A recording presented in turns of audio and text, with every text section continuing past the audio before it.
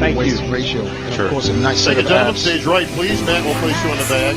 Aaron Banks really stands out in that group. Second from the right. 2 on the center line. Definitely great development, especially in the back. The second group is coming out now. The men's physique guys always seem a little happier than the bodybuilders. Would you say, Dennis? Yeah, I mean, if you're that kind of shape, you have every reason to be happy. I'm just jealous when I look at the abs. Yeah. So the second group comes out, looking really good. All the conditioning is very, very, very, very good. I don't see anybody out of shape.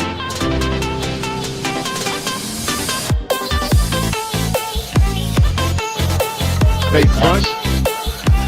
You do notice a far greater level of development now in men's physique than you used to. Because I remember when men's physique started, it was definitely more Thank you, gentlemen. Stage right, please. everyday beach body. Yes, way more now. Physique and then classic physique. The main difference, obviously, is the physique. Men's physique competitors are going to wear shorts. They're going to come out. The judges are not looking at their legs, obviously. This is more of a, I want to say, beach body division. They're looking at the abs, the shoulder to waist ratio, the conditioning. These are the main things they're looking at. But the legs are totally taken out of this division. And they also don't really do any traditional bodybuilding poses. When you're looking at the classic physique division, it's definitely more bodybuilding than your bodybuilding poses. You're looking at the entire body. Nowadays, there's several guys that I can see them doing classic because they do train their quads. Just because they have shorts on, this is for the people that are watching, that doesn't mean that they don't train their legs. I know a lot of them with really good quads and they could easily, transition into classic physique. I actually wondered to myself sometimes when I see some of their progress photos why they don't do classic. Right. Because some of them do have great legs. You'll often see in the NPC division that many of the men's physique will cross over and try out classic, or vice versa. Classic will go down division to try out men's physique. I feel like for people who want to get into competing, people who want to get into the sport, but aren't necessarily big enough or more muscular enough to do just the open class bodybuilding. So this is a good entry point for a lot of people. Sometimes they stay here because they like it. Sometimes they move on to classic or move on to bodybuilding as they grow and develop. And let's note that, the men's class open, that it takes years and years and years. And some of these guys may not want to, invest that amount of time of their life to get to that level. Yeah, definitely. We have a very great structure here on Diego Montenegro. Tiny little waist, great chest. It all fits together very, very well. And he placed second at the Olympia last year. Yeah, I can see why. Look at the shoulder to waist ratio is ridiculous. The chest is nice and filled out, squared off. It inserts in all the right places. The back is extremely developed from top to bottom. This conditioning is also very, very good. Dennis, what do you think about here? I completely agree. Yes, it's in great shape.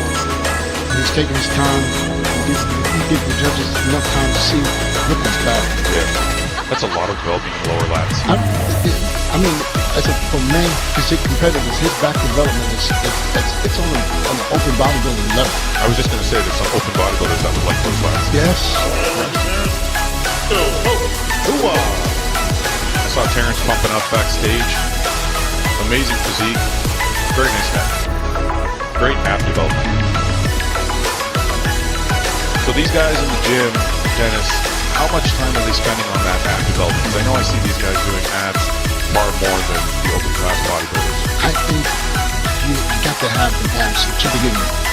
I think that there's no way you can just train them and get to that development. You got to have a great set of abs. Waist nice and tight, and that creates an illusion that these guys want to pursue on the stage. The development in the shoulders, the hardness of the shoulder, the striations. The only area in the back who's lacking a little bit of muscle. Troy looks great. Great shoulders, very wide delts, capped off nicely into a small waist. Hard, good condition. Condition is great, eh? And his prep as well too. Oil and tan is perfect. Well, I think he should have maybe tanned his lower half a little bit. I didn't even notice that. I'm not making fun of him. No, I didn't even notice that. I think maybe he forgot. Do you think he's trying to kind of hide that? Like, No, not bring you can't hide attention it. to that? You can't hide it. It's coming out the shorts. I think you just forgot. Yeah. So posing, I want to mention something. Posing is a really, really big issue. I was just going to say that. I'm sorry, go ahead. Karen. No, I was just going to comment on how posing seems to be so crucial for men's physique because you essentially want to manipulate your physique. Everyone has some kind of flaw that they can count off, but you want to accentuate to display the best frame, the finest lats, the tiniest waist.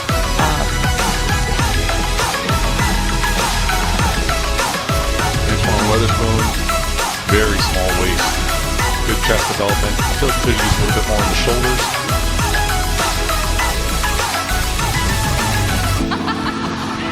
Back is good. I feel like conditioning might be a little lighter than Just the other guys. a little, yes. Yeah, just a touch. Great set of abs, though. I like the flat stomach. Yeah, he's got a great stomach. Ricardo's Arnold Classic debut. Ricardo's very thick, lots of muscle, very wide structure. I think that he might have been in bodybuilding before they came down. It looks like it could be, yeah. Yes. He's definitely got that level of development. Do you think that's a trend where athletes who don't do very well in the higher divisions with more muscle will tend to atrophy just to fit the next division? Yeah, I think just, it's possible. And we can go the other way around, too. People move up. But yeah, I mean, look at his back. That's a bodybuilder back. Yeah. So, I don't, we're going to see what the judges are looking for today. We don't know if that's going to be marked down or marked or... He's still got great symmetry. He's still got a small waist, very wide shoulders. I think he's doing fine. Yeah. Conditioning is very, very good, too. It's definitely bigger than... Manuel Hunter. Now, you guys can see that they have their choice of what board shorts they can wear. Do you guys feel it makes a huge difference what color or design? And the length and the tightness? I think the length is actually determined by the IFBB. So that's one thing. As far as the color goes, I don't know, Dennis, what do you think? I don't know. That's why I asked Janet yesterday for the females. I mean, it most certainly does with females. For this, have something that contrasts with your skin, with your... So to bring them all back out for the call-outs. That last competitor, Emmanuel Lindsay, was very, very good. I thought he was very calling. All right, folks, this is where the judges need your help in figuring out who's going to get that first call out. Yell out the name and we want the first call out. I think I'm going to wait for the call out. I know Aaron Banks is going to be in there. Yeah. I think Emmanuel Lindsay is going to be in there. Diego, Aaron, Antone, and Emmanuel. Okay. Yeah, that's a great call.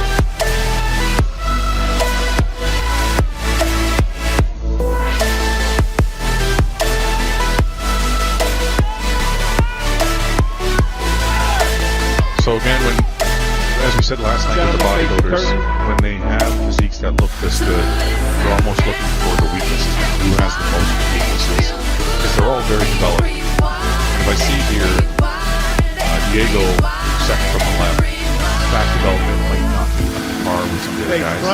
Yeah. Especially standing next to Aaron, Aaron, yeah. His back is phenomenal. And to stand there and keep the abs tight, this is not easy. A lot of people don't understand. This is not easy. I like Aaron. I really like Lindsay. He's got a really tight waist. He's small. He's got it pulled in almost like a vacuum. 3 and 7 switch, please. That's it. Open your center. Yeah, that's what I'd like to see.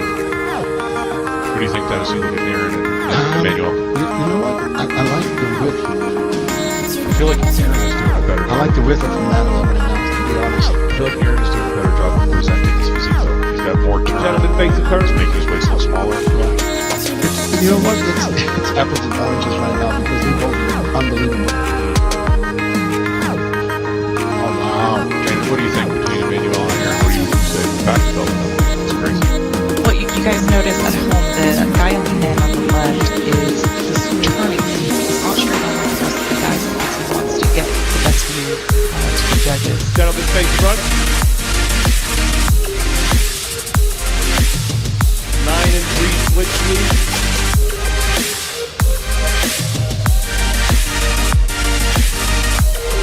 Steve just needs to run now.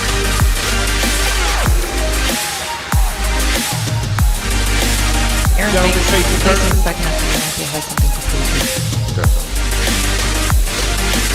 I'm telling you, that's when he's back. When he opens up now, Yeah. I mean, even with lower lats. Emmanuel on the far right there is crazy. Very low. I would have been shocked if they moved him back out. I think Diego's conditioning might be a little better. Gentlemen, face front.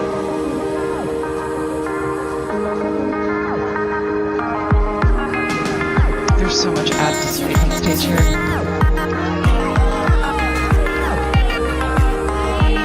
It must be very hard for a judge at this point. I mean, everybody's got great shoulders, great abs, great chest. They're all really good condition. And they're all standing different from the front. Thank you, gentlemen.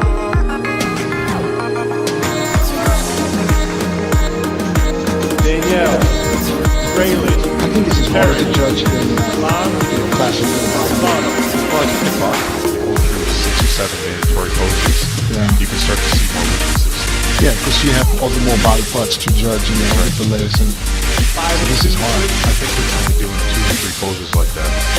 1 and 6, Kind of please. hide your, create a better illusion. 1 and 8, please. I always tell people when they ask me what category should I do, I say, if you have a great set of abs, I mean, because if they ask if you want to do man physique, I said, right.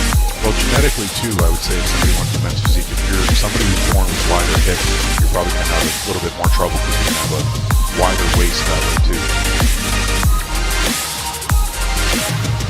If you have narrow clavicles, you also be an issue for you as well. You want to have a wide clavicles, narrow hips, Face always front. going to be the best for men's physique. And actually now in Classic too, you see that too. Like when you look at Chris Bumstead, Yeah, wide clavicles, narrow waist, super wide. Yeah. narrow hips.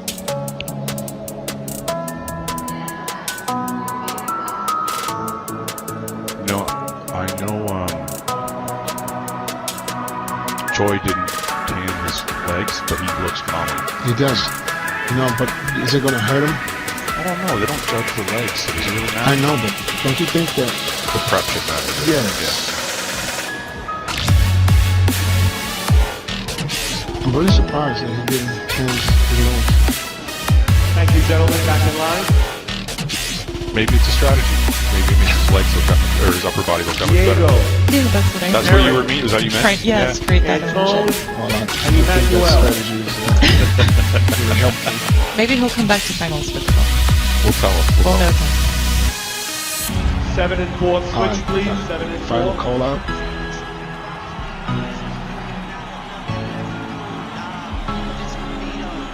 Give yourself some room, gentlemen. Well, I really like Aaron and Emmanuel. That's what I'm looking at Those are too. the guys that I'm trying stand to. out to me. What I'm trying to do is sit in the judges' seat Face the curtain. and ask myself why do they have Diego next to Aaron, and the only thing I can see is his conditioning looks a little harder. It's over Emmanuel. Yeah. But if you look at the back development right now, I mean, Oh, muscularity development-wise, for sure. I think Aaron displays a great, like, overall balance or look. plus he stands out because he's so tall. You know, if you fill out the frame, when you're tall, you always look great. Face front.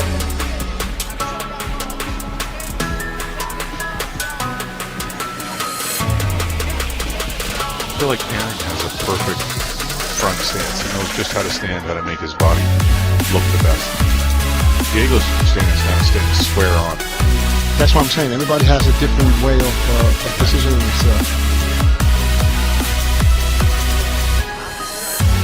Thank you, gentlemen. Back in line. I'm still going with Aaron round 1. and Emmanuel. Back to you, for 1 and Bob. 2. All right, thank you, Big Steve. How about a big hand, I mean, that's folks, how I would go, gentlemen? but I think the judges would have been Diego.